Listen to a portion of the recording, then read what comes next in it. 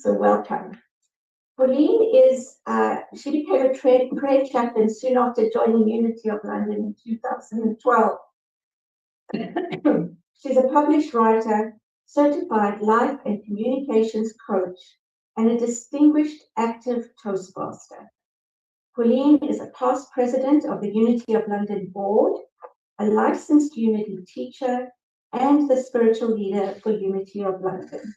Her talk today will explore the many ways of giving and receiving love and practical how-tos for moving mindfully beyond our ego challenges into love-changing habits. Welcome, Pauline. Cheryl. I'm going to start sharing. And record, please. Thank you. Thank you. What I was trying to also do is have you speaker. Where do I do that? Yeah. First one. First option there. Perfect. Thank you. And you put yourself though. Put yourself as the speaker. Oh, but I'm not coming up as the speaker. You have to put yourself so where you are. Oh. Go to your window. The three little dots. There should be a spotlight. Spotlight for everyone right there. What would I do with all these, without all these wonderful people around me? Thank you. Welcome to a meeting report. Yes.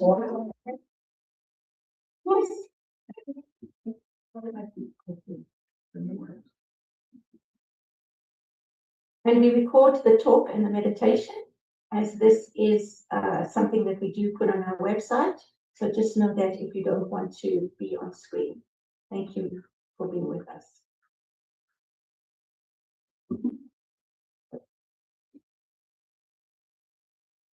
Thank you very much, Cheryl. And many thanks to Paul, Marie-France, and Mark, and anybody else here who supported technology.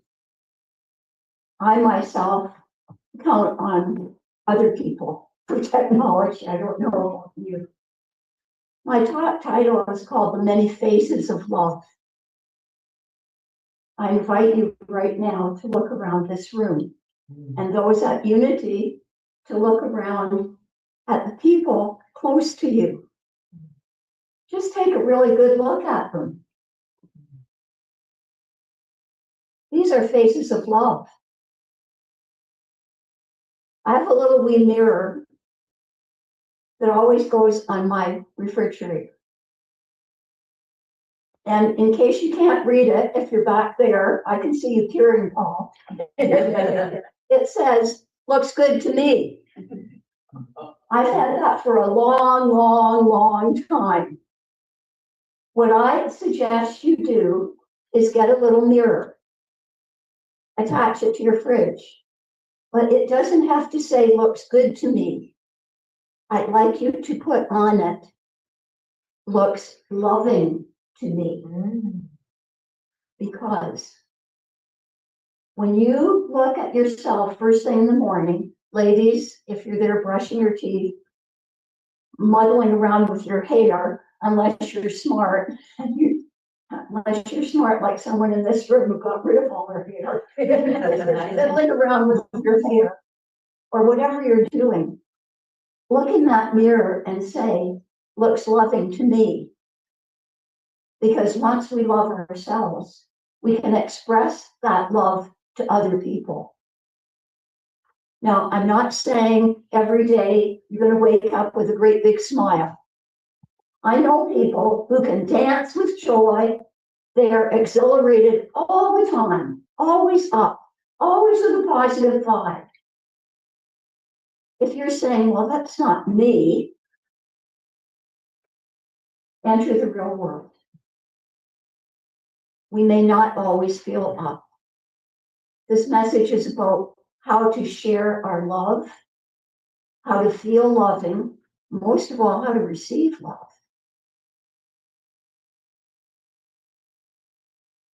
It's not just about giving. It's reciprocal. It's about giving and receiving. Whenever I prepare a message, I always look up what other people I admire have said about that topic. And one of my favorite authors that I was reading as a teenager, and some of you may know this author's name, is Leo Buscaglia. It was called The Author of Love. I was going to bring the book, it's all yellow from age. And there's a picture on Leo Buscaglia hugging. He's a big man with lots of black hair. And this is what he said. Too often, we underestimate the power of a touch, a smile, a kind word. The smallest act of caring, all of which have the potential to turn a life around. It doesn't have to be big. It doesn't have to cost you 1 single cent. When you go shopping, grocery shopping or plant shopping, whatever kind of shopping, it's your interaction with the fellow shoppers, with the clerk, with a tired-looking mother who has little babies in a carriage, and you stop and give a little nod or a smile, or maybe a thumbs up. Guess what will happen? You will feel love coming back at you full blast. Those are the opportunities that arise so often. Mother Teresa, who is a saint in the Catholic Church and a wondrous figure of love to everybody else who'd never even gone into a Catholic church, said this: intense love does not measure. It just is. We don't keep track of what we give.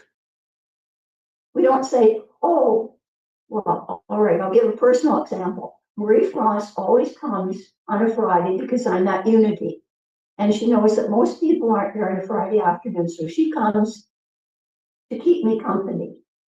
She was always bringing me a hot chocolate until I said, Marie Frost, I love hot chocolate, but I already have it on Friday morning. You don't have to bring it. So she stopped bringing it. That was love. That was kindness. That was caring. Mother Teresa goes on to say, the smile is the beginning of love. That's why when you look in that mirror that you created that said, what does it say? You tell me. Looks. Loving unto me. I beg your pardon? Looks loving unto me. All right, Ottawa people, they are hollering out, looks loving to me. What are they saying in Ottawa? I hope they're saying, looks loving to me. If you go around with a grumpy face, and I'm not saying you have to smile all the time, it would look phony.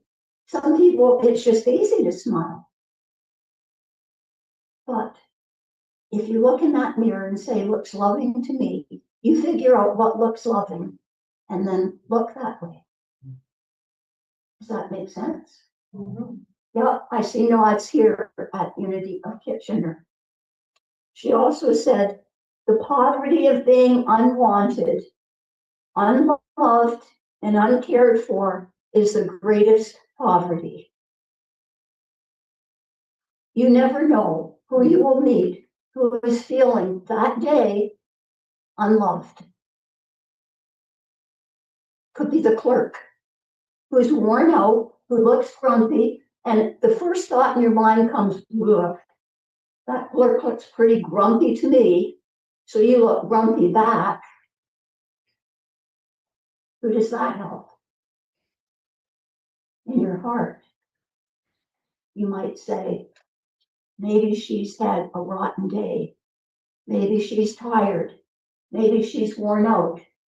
Maybe she'd rather be home with her kids. And you give a little smile and say thank you. Not big, but important.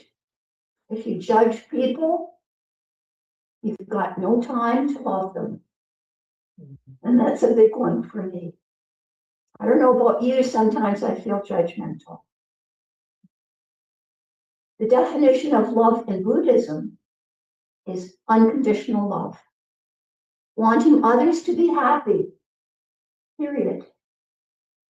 Not on our terms, just wanting them to be happy. And the near temptation is to strive for attachment. Buddhists are saying, you don't have to attach, just love and let go.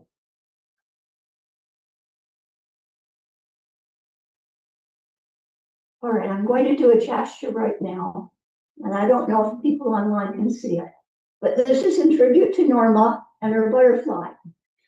If you don't know, Norma's sitting right here. People at Unity know Norma has a beautiful butterfly tattoo on her arm. And I saw it at the beginning. So if there is a time when you think, ugh, I don't feel very loving, I'm down in the dumps, you might try this gesture. And if you're here at Unity of Kitchen, you want to stand up and try it. Oh, you're so good. You're so good. Unity of Ottawa can try it also. So if I stand here, will they see you? You have to face the camera. Oh, well, I won't face the camera. All right, it looks like this.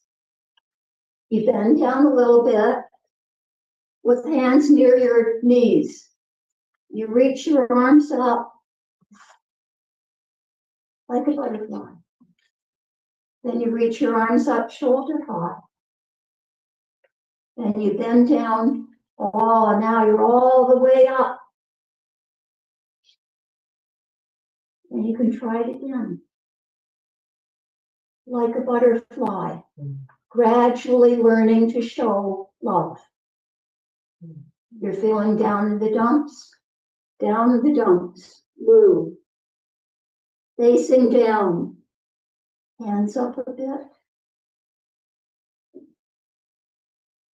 Down again. Oh, I guess this time I showed some love, I got a little bit higher. Oops, sorry. This time I got all the way up, soaring. And bravo to all of you who did that. Yay. So that's the caterpillar emerging.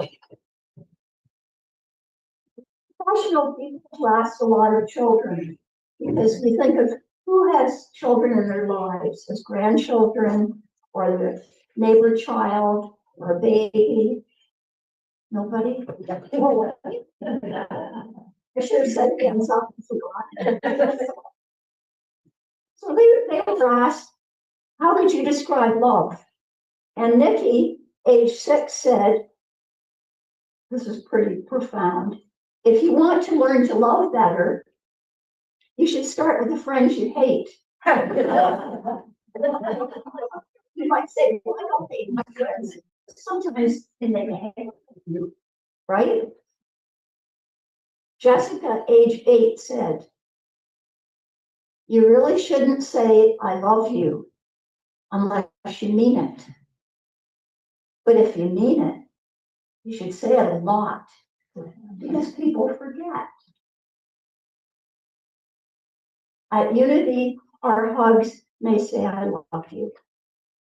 And I'll share a story later about someone who never worried about whispering into my ear, I love you. A Unity member.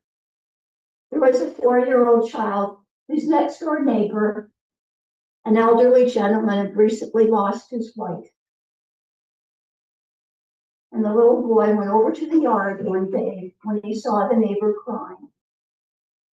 He climbed into the old man's lap and he just sat there. Later, his mom said, what did you say? The little boy said, nothing. I just helped him cry. And sometimes that's all we need to do.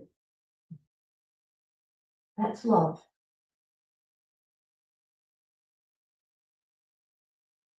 And there is a story, a Buddhist story, of an ant that was swimming around in a tub of water. And somebody went up and saw the ant swimming in the water and went, whoosh. No more ant. Then another ant came along and swam around in the water. And someone walked up and said, "There's an ant." "Oh, well, it's not bothering me." And then someone came up and saw an ant swimming in the tub. And they thought, maybe the ant wants a little teeny bit of sugar. Gave the sugar. Of course, it's an allegory. Is it enough to just tolerate people? No. Love is about nourishing. Nourishing in the way that you believe they need to be nourished. And when we regard people filled with despair, and we want to show love, we want to show that we care, we need to be empathetic to what they can tolerate from us and what they need from us, not what we feel good about doing. We can overwhelm people. Here, here, here, I'm here to help you. And they may be, ooh, back off a bit. I know at our unity, we taught our greeters to first say, "Would you like a hug?" Because there are people, there's nothing wrong with them, they just, hugs aren't for them.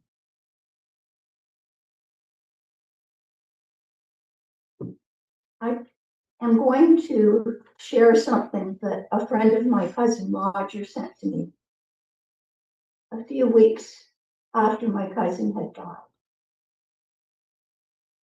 And it's so relatable to how we interact with people who walk into our unity communities. We know that Jesus is our wayshower. And we need to figure out, if Jesus was here right now, how would he greet people walking in?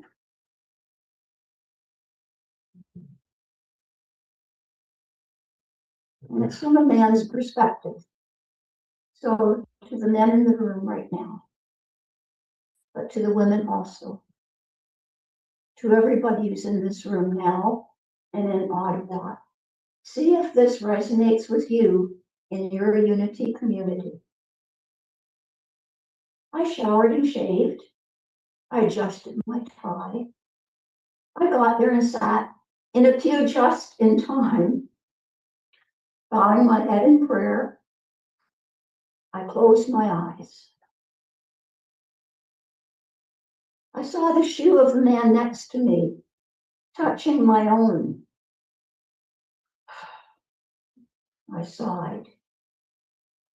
With plenty of room on either side, I thought, why must our sides touch?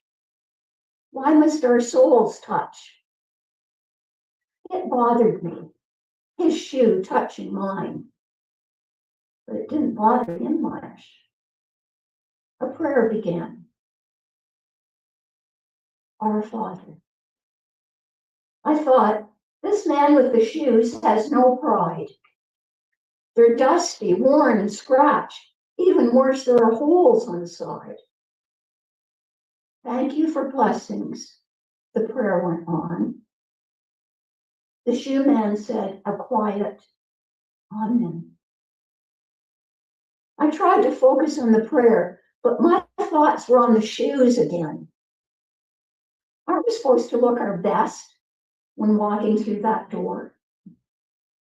Well, this certainly isn't it, I thought, glancing toward the floor.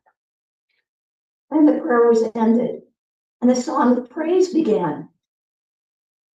The shoe man was certainly loud, sounding proud as he sang.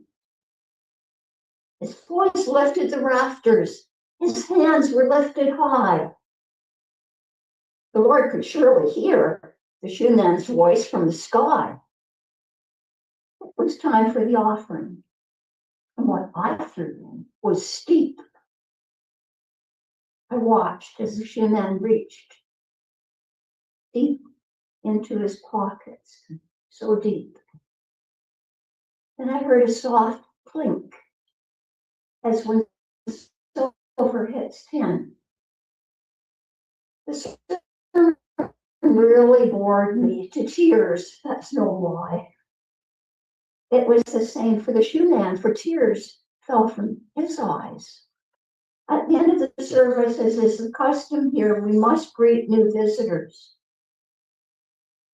and show them all good cheer. But I felt moved somehow.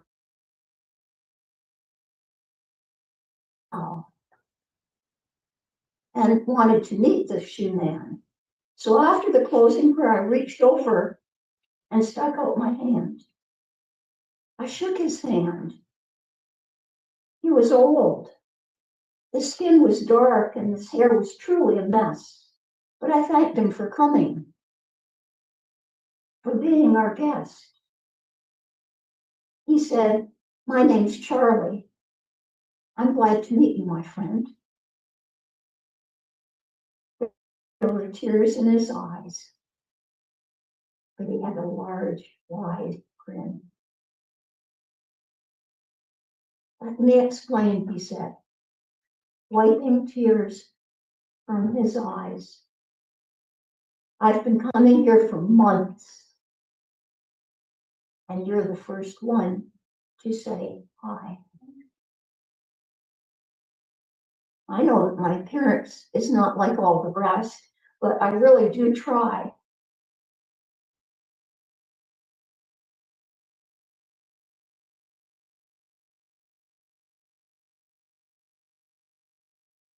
I always look my best. I always clean and I swallowed to hide my tears." As he continued to apologize for daring to sit so near, he said, "When I get here, I know I must look a sight, but I thought if I could touch you, then maybe our souls might unite."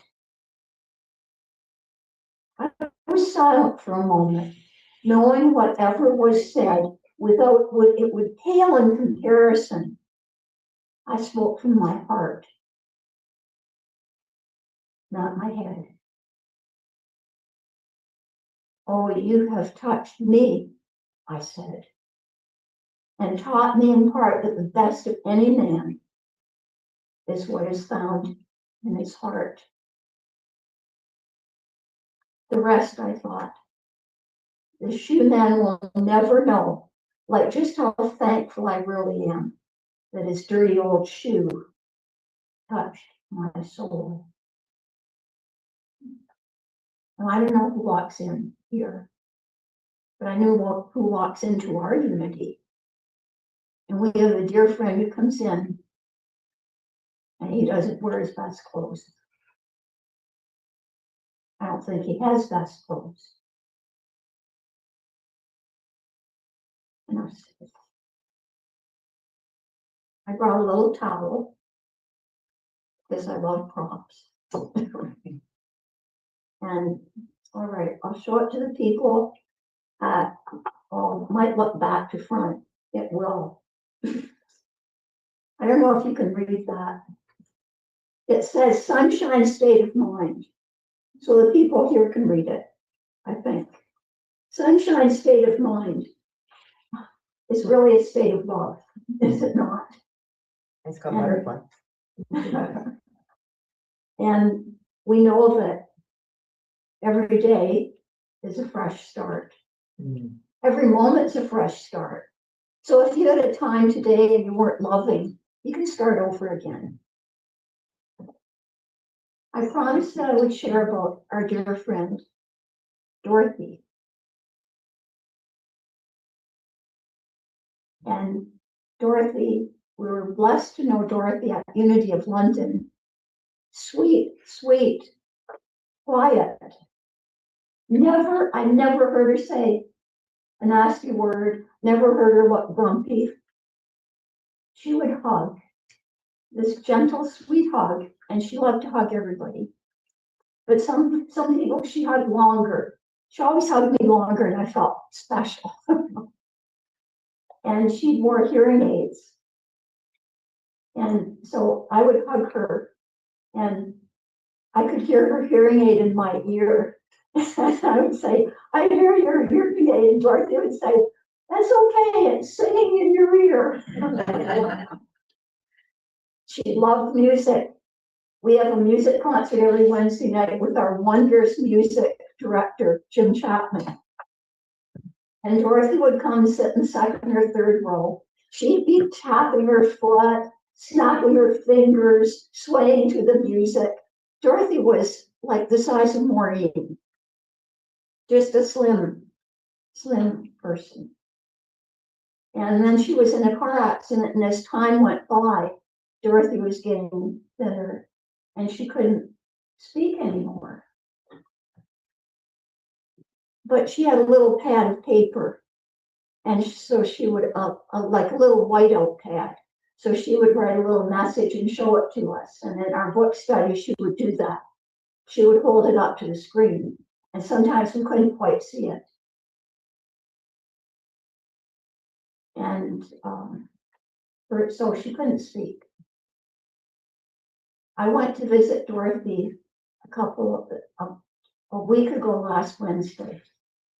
And I'd never been to her house before, so of course I got lost in my apartment.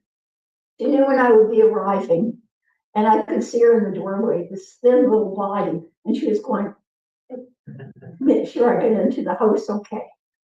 I did, I parked, and her husband Jim left us to sit on the sofa together. And here's sweet little Dorothy, who's even by now thinner. And we hugged a lot. And when I hugged her, I could feel all the little bones in her back. And she whispered in my ear, and I whispered in her ear. And she wrote a little message on her pad. And she said, so SOOOOOOO, glad to see you. I love you, Pauline. So I whispered in her ear some more. And then she wrote a message. Oh, she did show me her arm. Now, I've got pretty thin arms. Her arm was half the size of my arm. And she said, look at my arm, it's so thin. So we came up with, I whispered some more in her ear. And then she said, now I understand. She printed, not said. Now I understand, exclamation mark. Outside is shrinking. Inside is blooming. Wow. And she drew a little picture of a flower with little leaves and a little heart inside the flower. Dorothy and I both knew that she was going to be gone soon. And she did die the following Sunday. She made her transition. That memory will always stay in my heart. Dorothy will stay in the hearts of all of us at Unity because she showed unconditional love.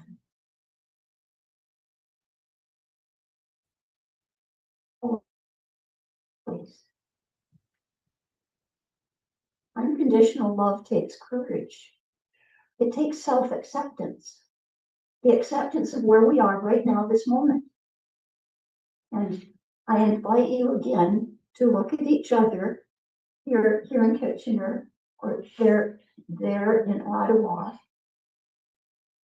and just look at the faces of love in this room.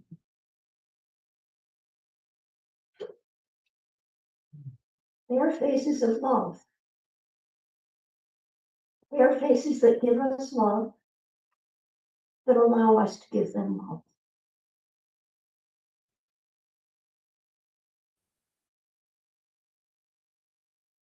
We are blessed. I could have talked more about Jesus today. I talked about people instead.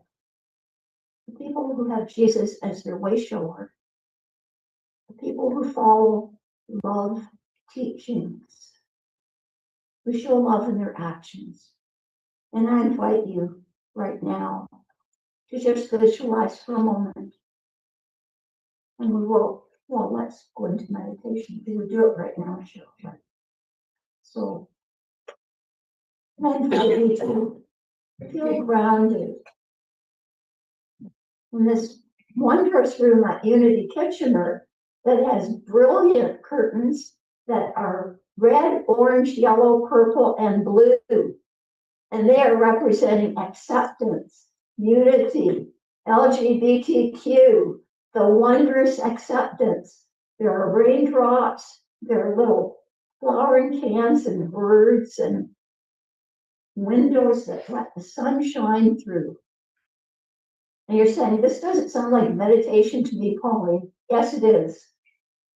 It's for the Unity of Ottawa people and anybody online who hasn't been to this room yet. Wherever you are right now, just touch your heart space. And in that heart space, you breathe in gratitude for all the people who have ever loved you.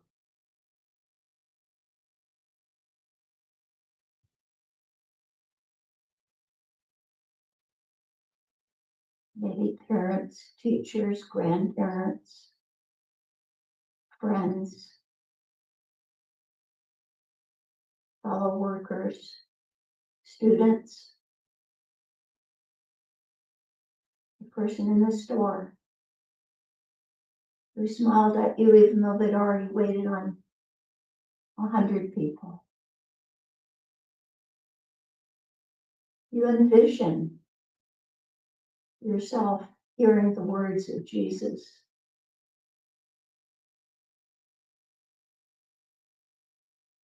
The greatest of these is love. Love one another.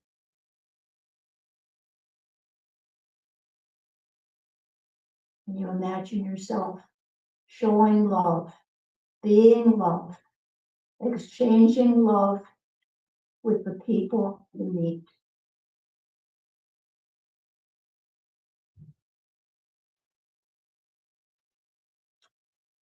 The glow of love is like gentle sunshine flowing all through your whole body,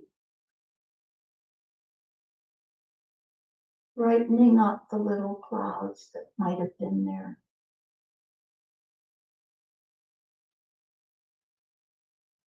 Mingled with faith and wisdom. Your love is like a light in this world.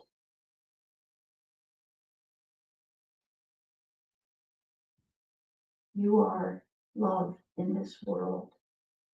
Just give you a few moments and quiet.